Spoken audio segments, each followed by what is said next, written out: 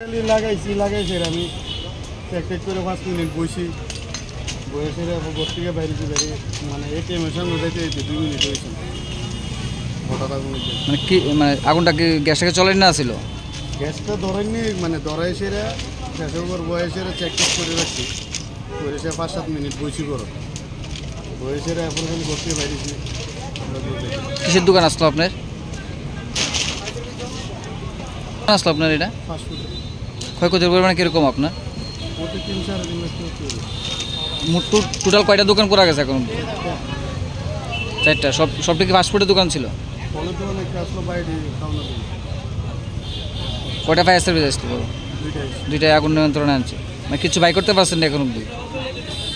সব তো নষ্ট হয়ে গেছে। আপনার নাম?